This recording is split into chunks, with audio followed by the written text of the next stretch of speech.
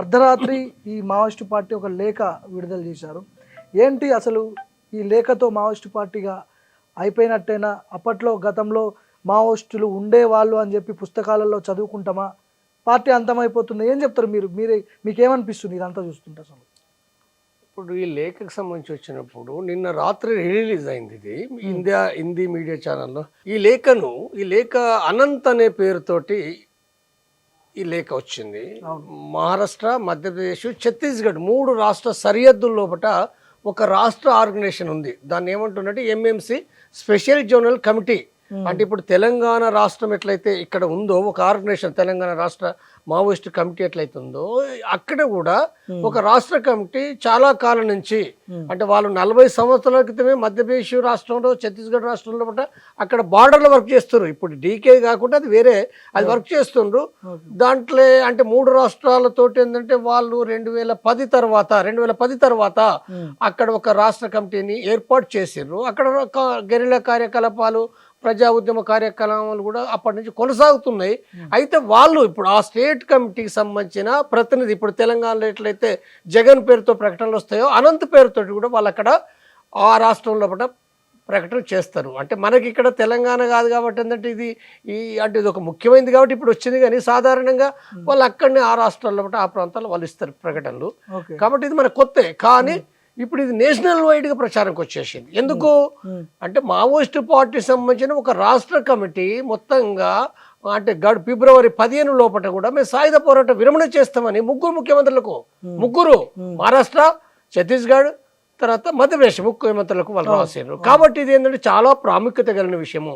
ఎందుకు ప్రాముఖ్యత అని అంటే ఇంకా చెప్పాలంటే అంటే మనకు ఆ తర్వాత సోను ఆసనల నాయకత్వం కింద 300 మంది అంటే కేంద్ర కమిటీ మెంబర్లు, రాష్ట్ర కమిటీ మెంబర్లు, సభ్యులు ఓన్లీ 2 కాదు, అక్కడ 300 మంది పైగా వాళ్ళు ఆయుధాలు విసర్జించి సాయుధ పోరాట విరమణ చేస్తే మేము మళ్ళీ ప్రజల్లో పనిచేస్తామని చెప్పి ఏంటంటే వాళ్ళు డాక్యుమెంట్ రాశారు, ప్రకటించారు. కాబట్టి ఈ ప్రకటించిన నేపథ్యం లోపల ఆ తర్వాత ఉదంతి దళం, అంటే ఛత్తీస్గఢ్ ఒరిస్సా బార్డర్ లోపల ఉదంతి దళం అనేది ఒకటి ఉంది. వాళ్ళు కూడా ఒక 6 వాళ్ళ ఆయుధాలు ఒప్పజెప్పి కూడా సునీల్ నాయకత్వం కింద కూడా వాళ్ళు వచ్చిన విషయం కూడా పాఠకులకు తెలిసిన విషయం గతంలో బట్టే. కాబట్టి ఇప్పుడు ఇది సాయుధ పోరాట విరమణ చేస్తూ ఒక రాష్ట్ర శాఖ, ఒక కేంద్ర కమిటీ మెంబర్ కూడా అక్కడ రామ్దేర్ అనే ఒక వ్యక్తి ఉన్నాడు. ఆయన చాలా సీనియర్. ఆయన అంటే DKSZC లోపల కూడా చాలా కాలం ఆయన అంటే స్టేట్ మిలిటరీ కమిషన్ లోపల కూడా ఆయన చీఫ్ ఉన్నాడు. ఆయన మిలిటరీ కమిషన్లో చీఫ్గా అంటే ఇడ్మా కంటే చాలా ముందు కూడా ఆయన అక్కడ మిలిటరీ కమిషన్ చీఫ్గా పనిచేసిండు. రామ్దీరు చాలా ప్రముఖ నాయకుడు కాబట్టి ఆయన అక్కడ పనిచేస్తుండు. కాబట్టి ఏదైతే రాష్ట్రం ఉందో వాళ్ళు సాయుధ పోరాటం మేము విరమణ చేస్తాము. కాబట్టి మేము అంటే కిందకు మాట్లాడుకోవాలి, కమిటీలో కూడా మాట్లాడాలి కదా, వాళ్ళందరినీ సమన్వయం చేయాల్సి ఉంటుంది. కాబట్టి వాళ్ళకి తెలియదు. కాబట్టి మా రాష్ట్ర కమిటీ నుంచి మేము ప్రకటిస్తున్నాం. కాబట్టి మేము ఏ చర్యలు చేయము, PLJ వారసత్వం జరపము, మీరు కూడా ఏంటంటే ఎలాంటి జరపకండి. మేము మళ్ళీ ఒక లెటర్ విడుదల చేస్తాము. మేము జర్నలిస్టులతోటి, మీడియా వాళ్ళతోటి, రాజకీయ ప్రతినిధులతోటి కూడా మేము మాట్లాడతాం మేము. కాబట్టి తప్పనిసరిగా మేము అంటే ఆ సాయుధ పోరాట విరమణ చేస్తాము మేము. అంటే సోను ఎవరైతే ఉన్నారో సోను ఆసనలు కూడా వాళ్ళు ఇప్పుడు మహారాష్ట్ర, మధ్యప్రదేశ్, ఛత్తీస్గఢ్ లోపల కూడా వాళ్ళు ప్రభుత్వాలతో కూడా మాట్లాడి వాళ్ళు చేసింది. కాబట్టి వాళ్ళు కూడా సహకరించాలి అనే విషయాన్ని ఏంటంటే వాళ్ళు ఏదైతే మార్గం ఉందో అంటే నూతన ప్రజాస్వామ్య విప్లవం కోసం, కమ్యూనిజం కోసము అంటే ఇక్కడ బయటికి వచ్చి కూడా అంటే లీగల్ అయ్యి మేము పనిచేయాలనుకుంటున్నాం, మేము విరమణ చేయాలనుకుంటున్నాం వాళ్ళు స్పష్టంగా వాళ్ళు లెటర్ రాసిండ్రు. కానీ సాధారణంగా ఈ ఆపరేషన్ కగార్ జరుగుతున్న నేపథ్యంలో ఎంతోమంది మావోయిస్టులు ఎన్కౌంటర్లు అవుతున్నారు. ప్రతి దాడి చేసే అవకాశం చాలా ఎక్కువ ఉంటాయి మావోయిస్టు పార్టీలో. మేము దీనికి మీరు ప్రతి చర్య ఉంటుంది, మేము మళ్ళీ దాడి చేస్తామనే స్టేట్మెంట్లు కనిపిస్తుంటాయి సాధారణంగా. కానీ ఒక అడుగు వెనక్కేసినట్టు కనిపిస్తుంది మావోయిస్టు పార్టీ ఈ ఆపరేషన్ కగార్ నేపథ్యంలో.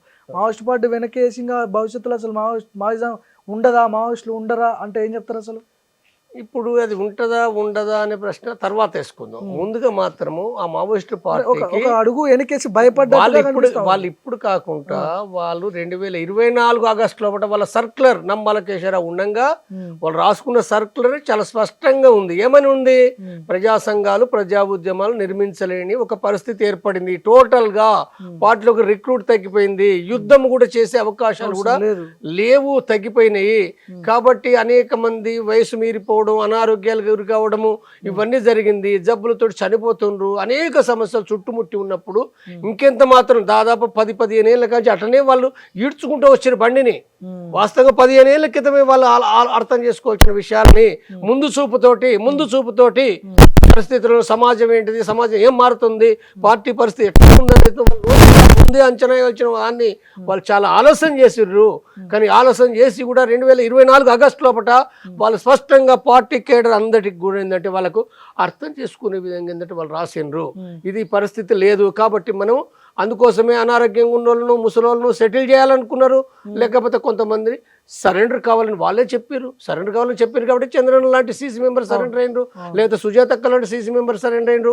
ఇక్కడ ఎంతమంది తెలంగాణలో రాష్ట్ర కమిటీ మెంబర్ సరెండర్ అయినరు, ఆంధ్రప్రదేశ్ ఎందుకు సరెండర్ అయినరు, దండకాడి నుంచి ఎందుకు సరెండర్ అవుతున్నారు. కాబట్టి మొత్తం విషయాలు కూడా గమనిస్తే వాళ్ళ పరిస్థితి ఏదైతుందో దయనీయంగా చాలా, అంటే వాళ్ళు చాలా గొప్ప చరిత్ర కలిగిందే భారతదేశంలో.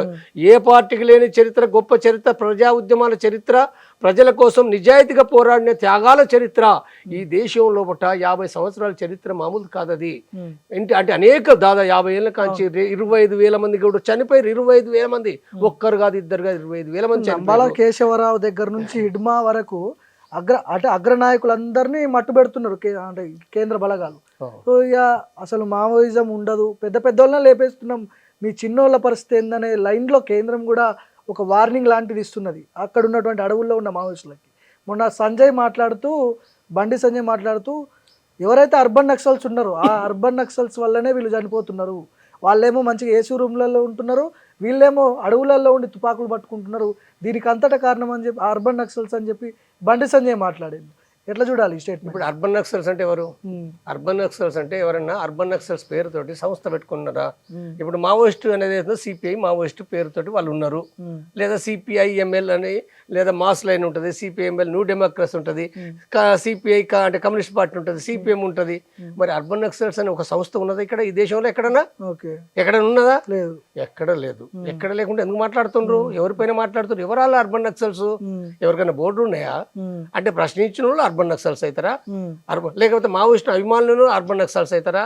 లేదా ఇప్పుడు ఇడుమ చనిపోయిండు, ఇడుమను పూటకు ఎన్కౌంటర్ చేసిర్రు. మరి దేశవ్యాప్తంగా పెద్ద అలజడి, అనేక మంది సోషల్ మీడియాలో ఇడుమ అనేదో ఒక హీరోగా, భగత్ సింగ్ గా, చేగువేర లాగా, లేదా ఒక బిర్సా ముండలాగా, ఒక అల్లూరి సీతారామరాజు లాగా ప్రజలు చూస్తున్నారు, సోషల్ మీడియాలో గమనిస్తున్నాం కదా మనం. ఎక్కడ నువ్వు ఎంత నన్ను దుష్టుడు, దుర్మార్గుడు అంటే ఆయన హీరో అంటున్నారు.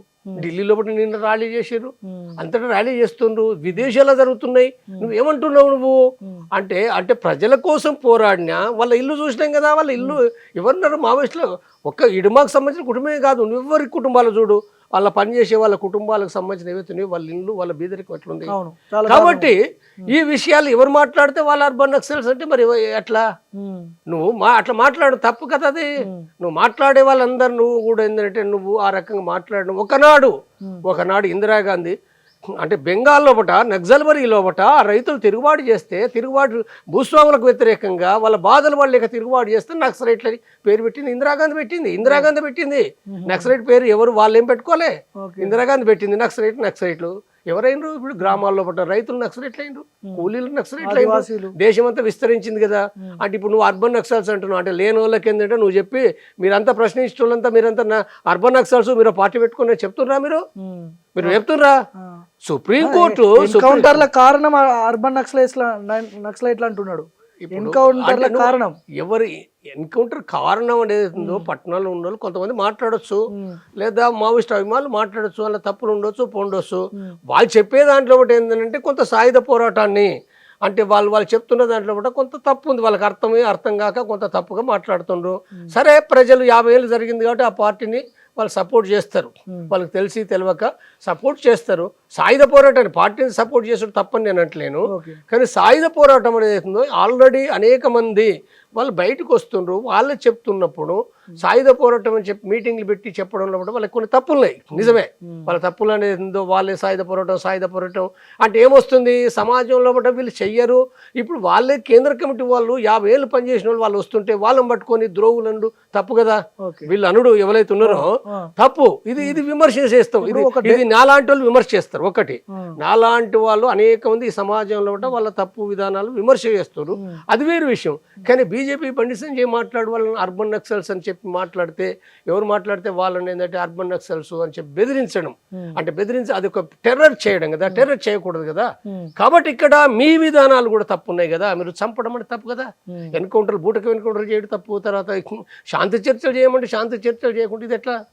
కాబట్టి శాంతి చర్చలు అనేవి ఇప్పటికీ నేను మళ్ళీ చెప్తున్నా, ఇప్పుడు ఎంఎంసి పేరుతోటి వాళ్ళు ఇచ్చిన ప్రకటన ఏదైతుందో అది దేశవ్యాప్తంగా ఒక సంచలన చర్చగా. ఆ డేట్ ఎందుకు పెట్టినట్టు ఇక్కడ ఒక క్లారిటీ ఇవ్వాల్సిన అవసరం ఉంది. ఫిబ్రవరి 15 అని చెప్పి ఒక డేట్ పెట్టారు నిన్న విడుదలైనటువంటి లేఖలో. అవును, ఆ డేట్ ఎందుకు పెట్టాల్సి వచ్చింది? ఆ డేట్ లోపు ఏం చేయబోతున్నారు వాళ్ళు? అంటే లొంగిపోవడానికి పూర్తి స్థాయిలో సిద్ధంగా ఉన్నారా? కేంద్రాన్ని అభ్యర్థిస్తున్నారా, రిక్వెస్ట్ చేస్తున్నారా, లేదా కొంత టైం తీసుకొని ప్రతి దాడి చేసే అవకాశాలు ఉన్నాయా?